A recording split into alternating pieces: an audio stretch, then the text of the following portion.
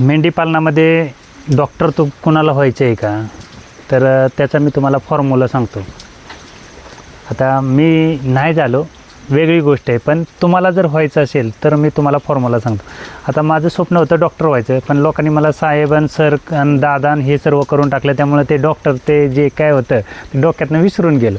तर शेळके साहेब, तुम्ही पण जरी पार्टनरमध्ये असं केलं ना तरी तुम्हीसुद्धा डॉक्टर होणार नाही, लिहून ठेवा. तर माझ्यावरनंच मी तुम्हाला सांगतो.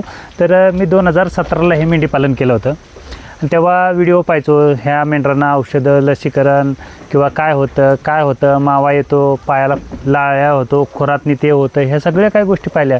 इंजेक्शन कसं करतात, पुढचं ते म्हणजे ज्याच्यामध्ये सुई असते त्याला वरनं कवर असतं, ते 1-1.5 ml कापायचं, त्याला इंजेक्शन टोचायचं, हे असं वर धरायचं आणि त्याच्यात घुसवायचं. ह्या सगळ्या गोष्टी अभ्यास करत होतो आणि प्रत्यक्षात करायला आलो. त्याच्यानंतर मग थोडंसं वेगळं झालं, तेही तुम्हाला सांगतो. तर कुणाला जर डॉक्टर बनायचा असेल मेंढरांचा तर त्याने आवर्जून हा व्हिडिओ पहा, कारण तुमच्यासाठी तो व्हिडिओ आहे. तर काय झालं की 2017ला हे मी मेंढीपालन चालू केलं आणि 2019ला किंवा 20च्या पिरियडमध्ये लॉकडाऊन झालं आणि मी गावाला आलो. तर गावाला आल्यानंतर माझं स्वप्न होतं ना, कारण मी तिथं सुपरवायझर होतो ना, ऐकतं काम नुसतं फोनवर हॅलो हॅलो हॅलो चालूच असायचं. आणि त्याच्यामध्ये हेच धंदा सुचलेला. अंगात मस्ती कमी आहे का, लय गरमी ना, आणि गुरमी असल्यामुळं काय होतं आहे की शांततेतलं काम जमायचं नाही ना, आणि असं बंद गोट्यात म्हणजे बंद अशा रूममधलंच काम जमायचं नाही, उडपटांग कामं. मग ती सवय लागलेली. मग म्हणलं ह्याच्यात मी डॉक्टर बनेन, गावोगावी फिरेन, डॉक्टर म्हणतील लोक, आणि ह्या विषयावर गावाला आलो. आणि 2019ला जेव्हा म्हणजे मी मेंढरं सांभाळायला लागलो वैयक्तिक, आणि झाडू मारण्याचा त्रास व्हायला लागला. म्हणजे मला व्हायचा, ह्यांना तर पहिलाच होता, पण ही बोलत नव्हतीत ना. तर मग मी शेड बांधण्याचा विचार केला आणि तेव्हाच ह्या मेंढराने विचार केला, तू शेड बांध, तुला आम्ही डॉक्टर बरोबर बनवतो. हे तेव्हाच त्यांनी विचार केला होता. आणि नंतर शेड बांधलं मी, म्हणजे असं शेड केलं. नंतर मग म्हटलं खाली गोट्यात बसून ह्यांना इंजेक्शन वगैरे करायला त्रास होईल, ह्यावर शेडमध्ये काही त्रास नाही ना, खाली बसलं तरी काय होत नाही, पण तसं कराय गावल. आणि इथं आल्यानंतर काय, मग मेंढरांनीच माझी बरोबर उडवली. मेंढरच आजारी पडली नाही, तर मुळात म्हणजे मेंढरच आजारी झाले नाहीत, आणि तिथंच माझं स्वप्न फसलं. फक्त एकमेव म्हणजे व्यक्ती माझा राणा, म्हणजे आमच्याकडे जेव्हा होता मंगळवेड्यातनं परत आणला तेव्हा त्याला औषधं, सलाईन वगैरे हे सगळ्या काही गोष्टी लागल्या होत्या आता. आणि त्याचवेळी राजू दादा आले होते ते, आणि त्यांनी सलाईनची बॉटल धरली होती, मी काय धरली नव्हती. म्हणजे वैयक्तिक माझं सांगतो आहे, कारण माझ्या हातात इंजेक्शन धरलं तर माझा हात कापतो, ह्यांना कधी देणार ती वेगळी गोष्ट आहे.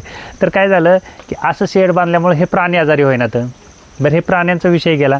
मग मी काय केलं की आता हे आजारी होत नाहीत ना, तर ह्यांना आपण त्या पद्धतीनं करू. मग मुरघासाची संकल्पना केली. मुरघास घातला की हे म्हणलं पिल्लं तरी आजारी होतील.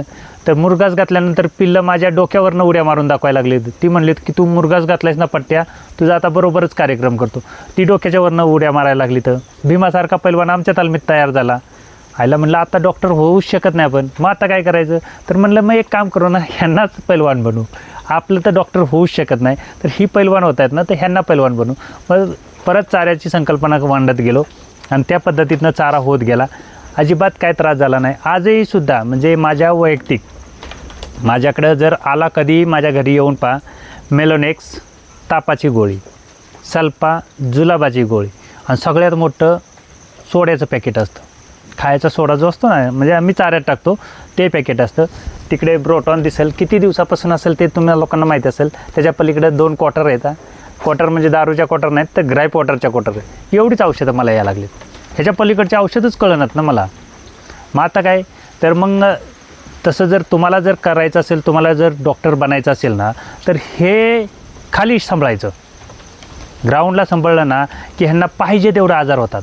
पाहिजे तेवढं म्हणजे तुमच्या मेमरीत जेवढं नसतील ना किडं, तेवढं हे किडं हलवून दाखवतात मेमरीचं.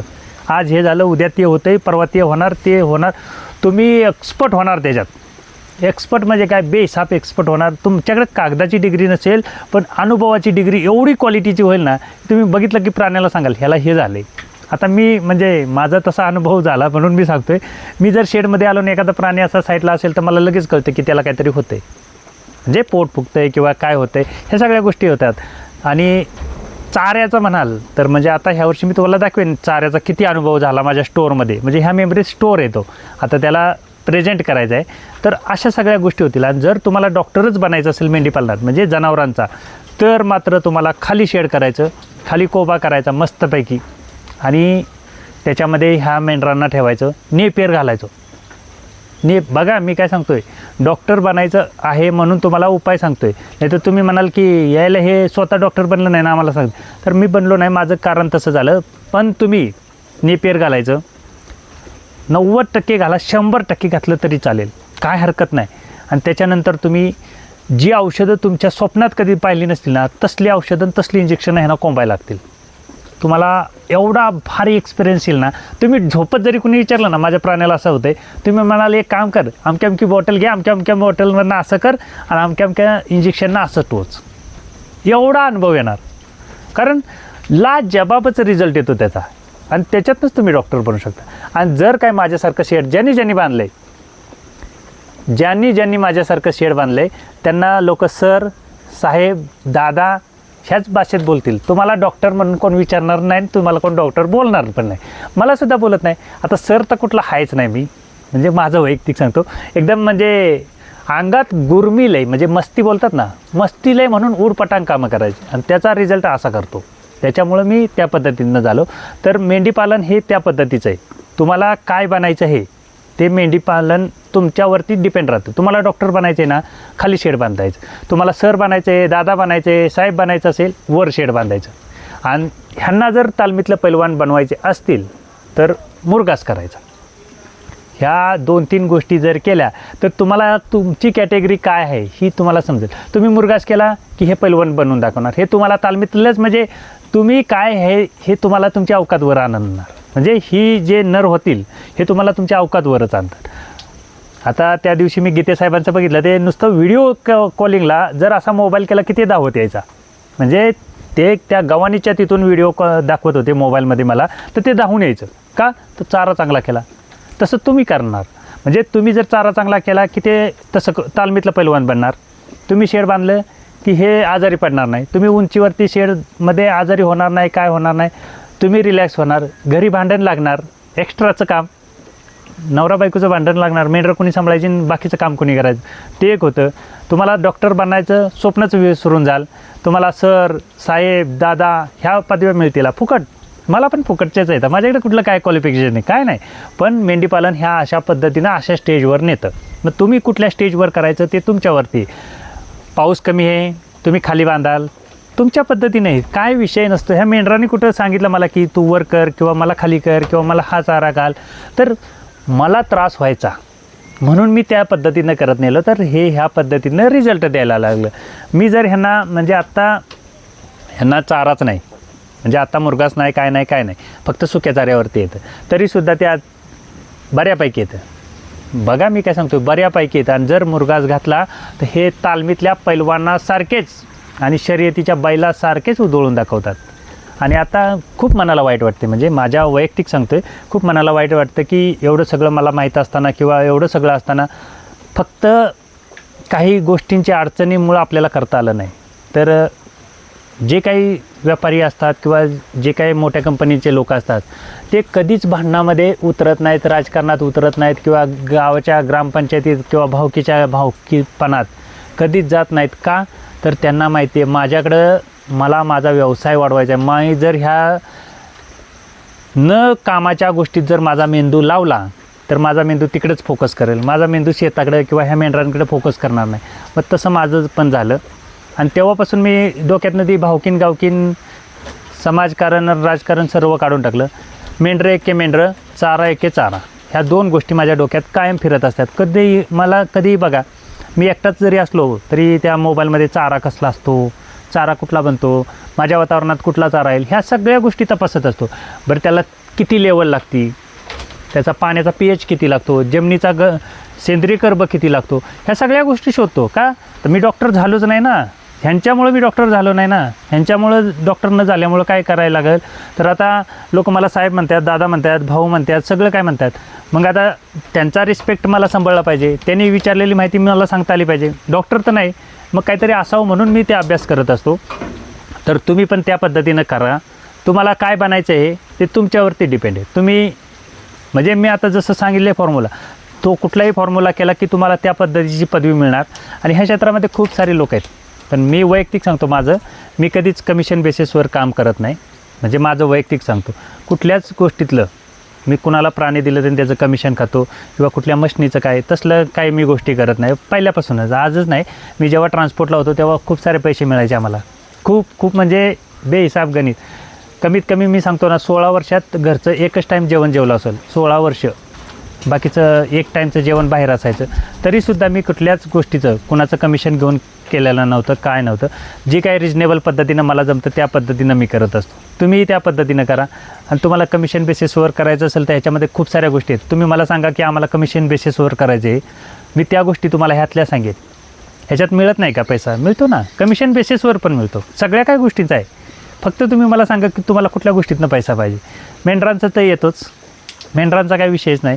त्याच्या लेंडीचा येतो, लिक्विडचा येतो, सगळ्याचा येतो. आणि तुम्हाला जर ह्या मेंढरांचा कमिशन बेसिसवर पैसा पाहिजे असेल तोही मी सांगू शकतो. तर तुम्हाला ज्या पद्धतीनं बनायचं आहे त्या पद्धतीनं ही मेंढरं बनवतील. आणि तुम्ही ज्या पद्धतीनं मेंढरांना बनवाल त्या पद्धतीनंच मेंढरं बनताल. मी सांगून किंवा मी म्हणून बनणार आहेत का? नाही. तर तुम्ही काय पद्धत बनवता त्या पद्धतीनं. आणि मी नेहमी सांगतो ते काल सरांनी त्या फोन केला होता मला की साहेब एवढ्या फास्ट रिप्लाय करण्याला यूट्यूबला एकमेव तुम्ही व्यक्ती असाल. तर साहेब मला कामच नाही. पहिल्यापासून मी सांगतो, ज्याला हे करायचं हे तो कायम फ्री असला पाहिजे, म्हणजे कायम मोकळा असला पाहिजे. काय होतं आहे काय नाही ह्या सगळ्या गोष्टी डोळे उघडे ठेवलेत ना, तुम्हाला पाहिजे तो व्यवसाय करता येईल, पाहिजे तो व्यवसाय सुचतो. फक्त कान बंद ठेवायचे आणि तुम्ही मोकळे राहायचे. मग अशा गोष्टी जर केल्या तर पाहिजे तसा व्यवसाय करता येतो, पाहिजे त्या पट्टीत करता येतो. कितीही मोठा बलाढ्य साम्राज्य पुढे असू द्या, त्याला टक्कर द्यायची आपल्याकडे राहतं. कारण हेच आम्हाला त्या सरांनी शिकवलं. मी ज्या ट्रान्सपोर्टमध्ये होतो ना त्या सरांनी मला हेच शिकवलं, कितीही बलाढ्य साम्राज्य असू दे रे, सुरुंग लावायचं आहे ना तुला, तर तुझ्यात हिंमत पाहिजे, तुझ्यात बारूद पाहिजे, तर त्या साम्राज्याला तू सुरुंग लावू शकतोस. मग मी पण तेच करतो इकडं. मला जर कुणाच्या साम्राज्याला सुरुंग लावायचं असेल किंवा काय करायचं असेल तर मी माझ्यातच बारूद भरतो. त्यांच्यात जाऊन तिथं त्या साम्राज्याला सुरुंग लावायला तिकडे जाऊन बारूद भरायची काय गरज आहे? तर मी माझ्यातच बारूद भरून इकडे लावेन ना. अशा पद्धतीनं केलं तर त्या पद्धतीनं होतं.